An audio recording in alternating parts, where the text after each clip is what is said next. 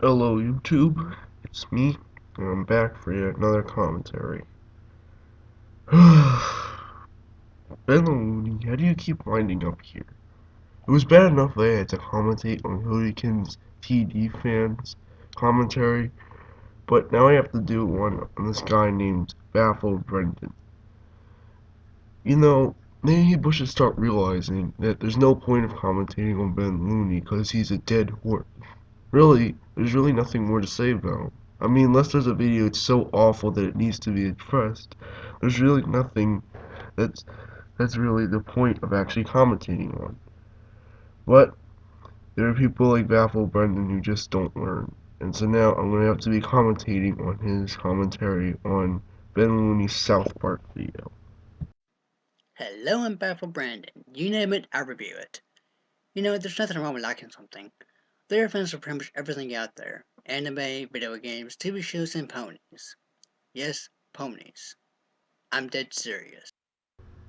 Dude, the brony exists. I'm dead serious claim isn't even valid anymore, seeing how the show's been around for like 3 years. For the next bit, he talks about the show of South Park and like its history and stuff. And when it came out, it just talks about the show. So I'm just gonna skip past that and get to the commentary part. Welcome back to Ben Salutes. And when I was a kid, adult shows were made for adults. Today, I'm selling a cartoon that I've always had a soft spot for. While every other adult cartoon out there is abusing its power, this cartoon knows that intelligent viewers are watching, and it's written in a way that 12-year-olds who watch adult cartoons to be cool won't get any of the jokes. That cartoon is South Park. These boys try to solve whatever weird situation pops up in South Park, and they end up solving the problems that even the adults can't fix. Yes, this is no joke. Whoa, hold on. Since when are kids more mature than adults? Last I checked, adults were the mature ones who usually set the example for the children. Saying as though you're not a parent, I can see why you would be confused about how the world works. Therefore, I suggest you go out and make some actual parents and see how they act amongst their kids. I guarantee you will not see any children setting the example for the adults. You will see the exact opposite. Okay, there are two things wrong with that statement. One, Ben never said that the kids are more mature than the adults. He just said that the kids solve the problems that the adults can't. And the second thing is, it's a cartoon. So it doesn't mean that it has to follow the rules of logic. I mean, it's just a cartoon meant for entertainment. It's not meant to be realistic in any way. So the kids can be more mature than the adults if that's how the creators want that to be in the show. By the way, if what you were talking about was actually that title, then maybe you haven't also noticed that maybe he's actually talking about the internet more about than real life. If you've actually done some research on the stuff that on some of the commentaries he has watched, you've noticed that he has noticed a bunch of commentaries done by kids that he considers more mature than the adults. So so if you did some more research, you'd figure out that point as well. I love South Park. And I can see the nasty comments now. Ben, how can you like South Park and hate Family Guy and Brickleberry? Biased, nostalgic, Dave? What? Dude, I can't understand you when you're talking like that. Please try to enunciate so as not to confuse your audience. There are tons of internet reviewers, ranters, commentators that do ridiculous voices in order to make a joke or make fun of the people who are hating on them. So maybe that was the purpose of that. Plus, Ben has done tons of voices like that, and you've never mentioned them before, so why bring it up now? Allow me to explain. It's true, South Park does have some crudeness in it. However, unlike in other adult cartoons, the crudeness isn't the joke. Most of the time, the crudeness is just a part of the real joke, which ends up being funny. For example, in the episode Man Bear Pig, Did you just deliberately forget to edit out a mistake in your video? Dude, that's just lazy.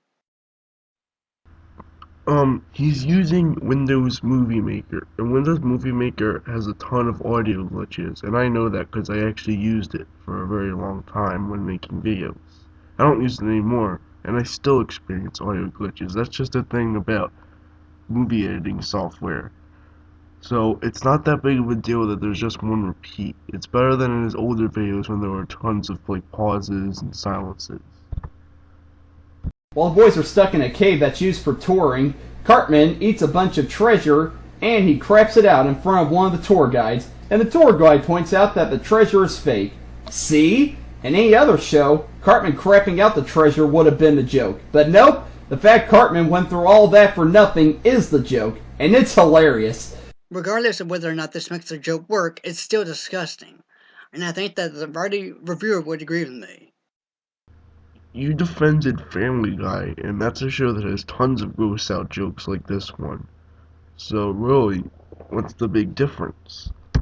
While there are times when South Park has crudeness just for the heck of it, Which is almost every episode. there are jokes that aren't crude that make it funny Name one. and make it enjoyable for me to watch. And yes, South Park does make a lot of pop culture references, which I think is a big no-no, if they're not done right. However, South Park does them right.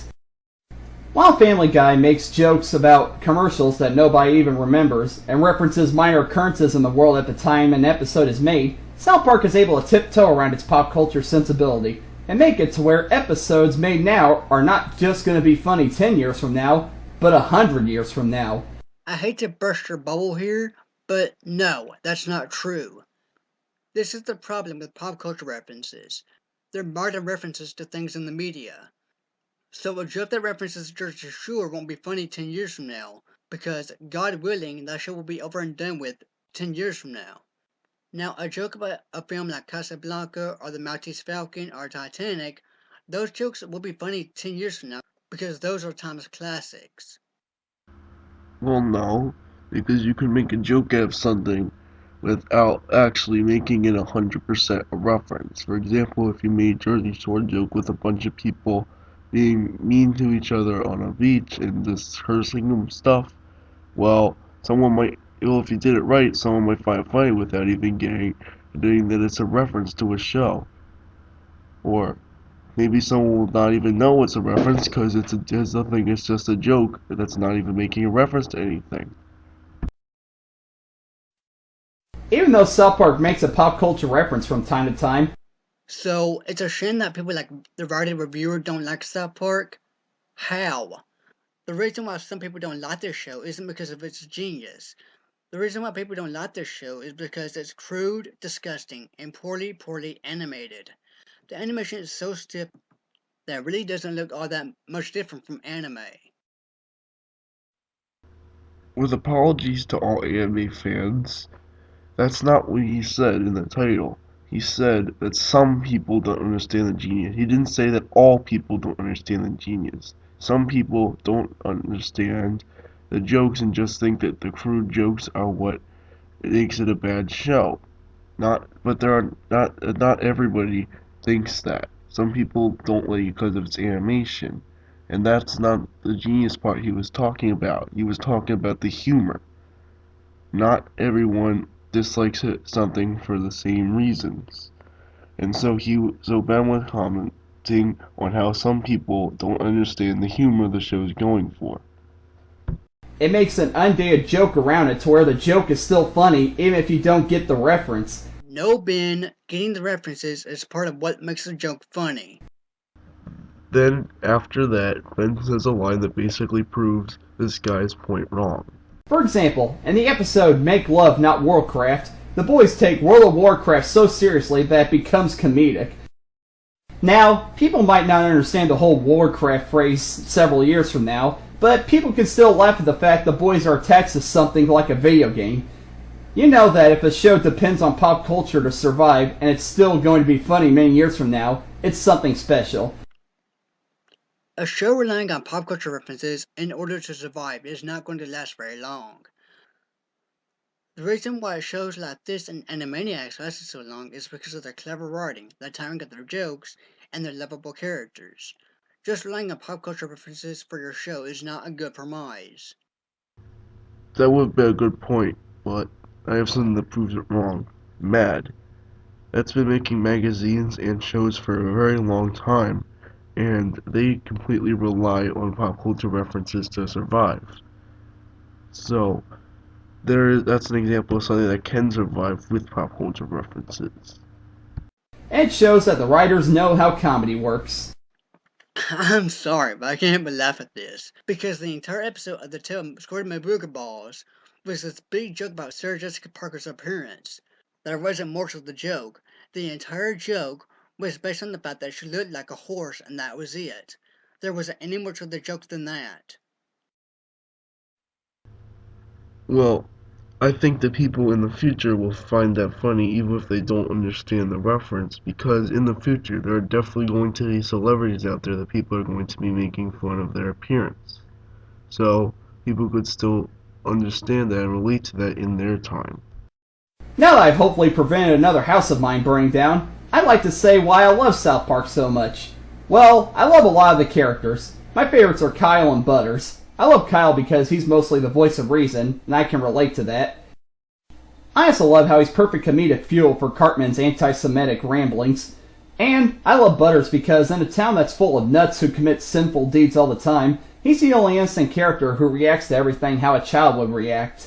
And I must say, after watching this character over the years being an angel, it's hilarious seeing the few moments where Butters himself becomes sinful. Remember the one where he's a pimp? God, that had me cracking up. You don't know much about human nature, do you, Ben? If you did, you would know that Butters is no more innocent than the rest of the characters. If you would like more on this, please contact me and I'll go into more detail. Regarding why he's your favorite character, you're pretty much the only person I know of that likes this character.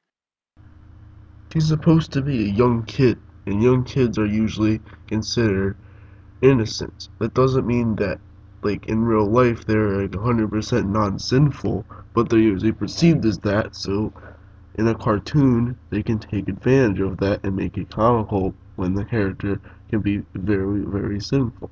And I've never met anyone like Cartman. If I did, I would have that person committed to prevent another world war happening, or worse, another Holocaust. So you've never met a rude, annoying, mean, racist person in your life? Really? Because I've met plenty of those people. Finally, Butters does not act like a typical child would in dangerous situations. A typical child would be scared out of their mind based on the wacko stuff that goes on in South Park. Well, if the kid grew up with all this stuff happening, then they'd probably be used to it and wouldn't be scared out of their mind, whether if they just came to the place and weren't used to it. Butters, on the other hand, is not portrayed as a typical child.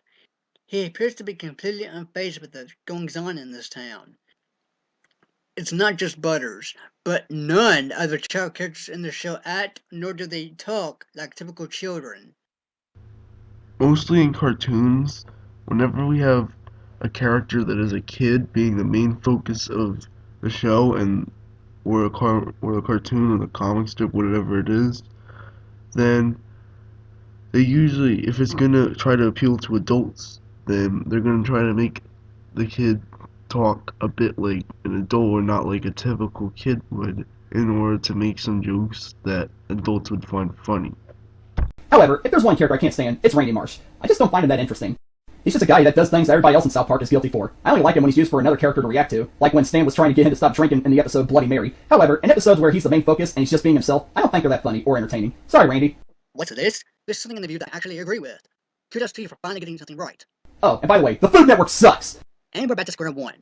And that's the end.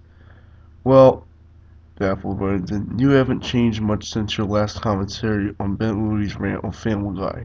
You're still commentating on a dead horse, and you're still also commentating on something that you obviously didn't do enough research on.